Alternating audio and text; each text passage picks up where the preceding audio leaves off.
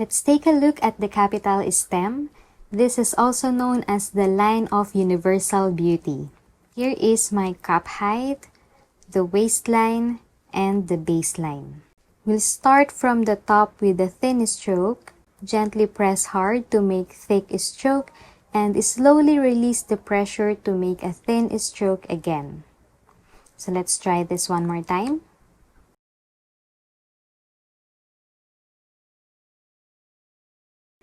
Another thing that we can do for this stroke is to add a dot.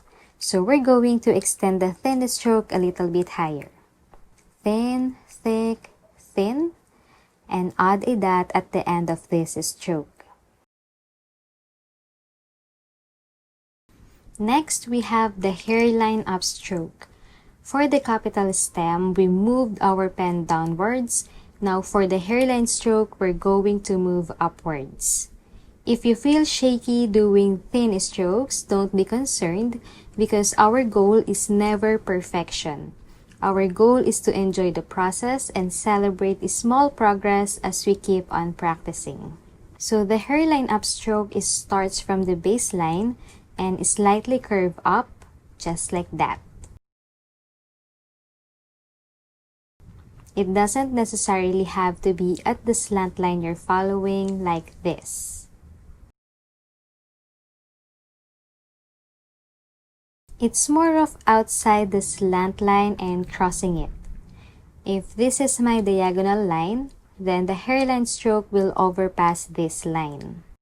You also want to maintain this smooth curve and not like this. You see there's an edge here that forms an angle, so we don't want to form this kind of shape. So we move on now to the compound curve. You're familiar with this shape because we also use this on our lowercase letters, but for capital letters, we'll use this as an entrance stroke. I'll just use the cap height and the waistline here. We can use this for letters H and K. We start from the waistline with thin upstroke, apply heavy pressure, and then release the pressure and come back up with a thin upstroke. This is how we normally do it for lowercase letters, but for capitals, we want to make it a little narrower.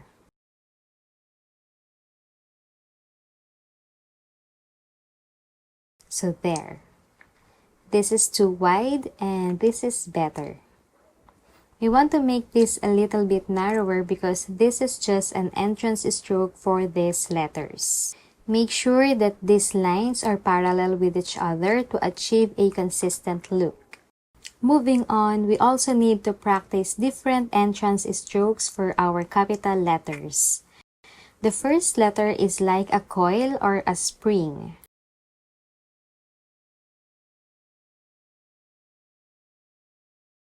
This curve here exceeded above the cup height, but you can choose to stay on your cup height, just make the first curve a little smaller too. Later on, we can adjust its size when we already attach them to their corresponding letters, but for now, we just want to focus on how to form the shape. Notice that I'm starting thin and then forming an indirect oval and curl around. It doesn't have to be perfect, but we want to aim for an oval shape to make the letters look more elegant. Next, we have the horizontal C shape. We start from the top, aim for an oval shape as you move the pen to the left, add a little shade or thickness, and then go back to the top with thin stroke.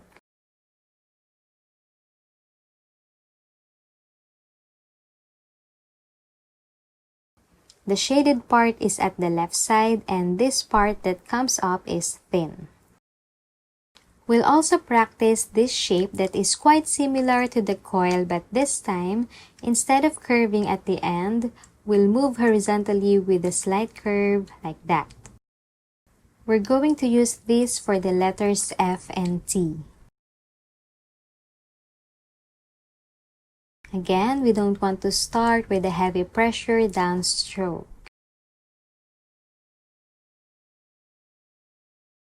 And lastly, we have the oval shape. We start from the top with the thin stroke, and as you move your way towards the middle, apply heavy pressure, lift before reaching the baseline, and then close the oval shape. So here is where our shaded part is placed, and we start from the top.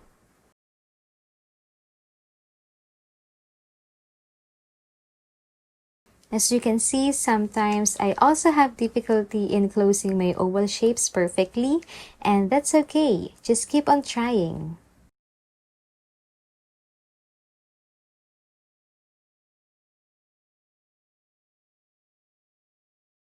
So there. For the oval shape, we don't want to start with a very thick stroke like this.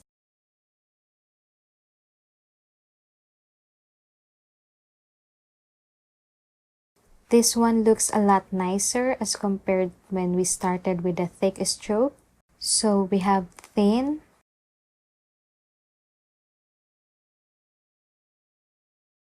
thick, and before reaching the baseline, release the pressure and maintain that pressure until you've closed the loop.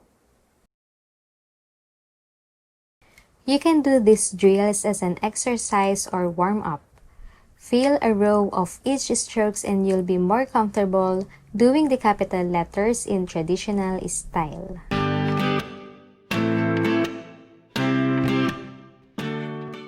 In this video, I'll be demonstrating how to form each uppercase letters step by step.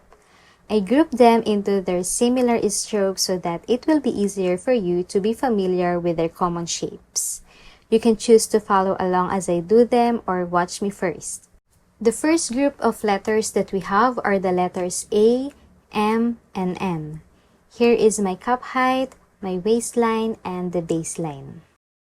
For the letter A, we start with hairline upstroke with a dot,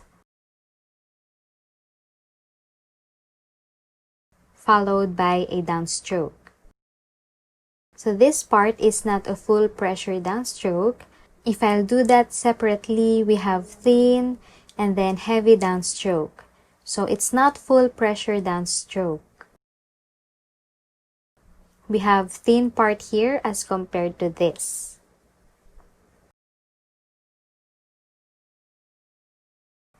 So thin and then thick. It's just like an imperfect thick stroke for me, but of course in copperplate style, you have to be able to do this perfectly. Okay, so continuing the letter A from this point, we'll create sort of like an oval shape that will cross the hairline stroke and finishing at this point. I think this is going too low at the baseline, so let me just create it one more time.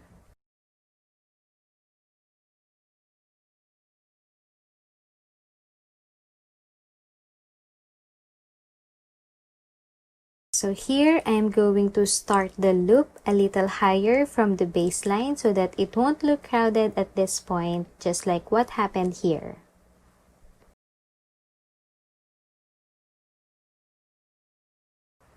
Like so. So start at least from this point.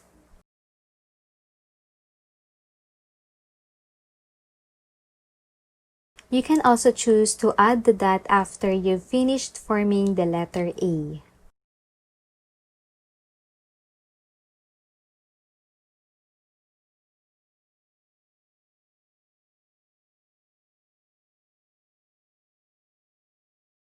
Now let's do the letter M. We have hairline upstroke with a dot, followed by a V shape, but take note that the bottom part is not pointy.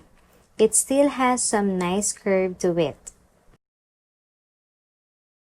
So it's not really like a pointed V shape. After that, we'll finish it with a downstroke that ends with a thin stroke.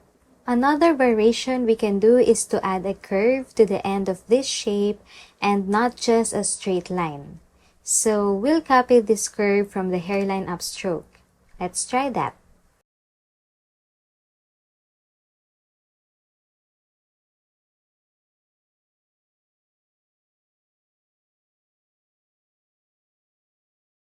then add the finishing stroke. I think that looks better.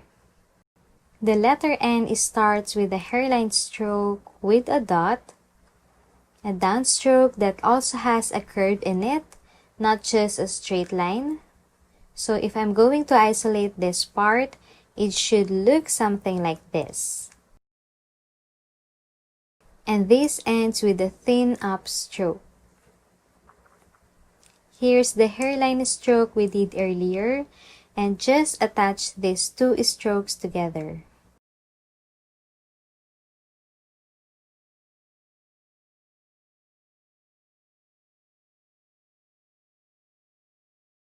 From this point, add the thin stroke. This one doesn't much have a space as compared to this. We want to have a little space in between them.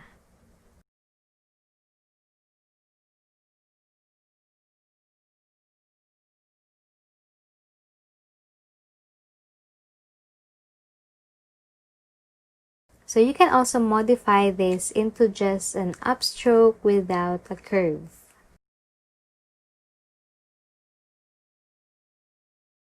Either of the two can be done, and that would be your personal preference.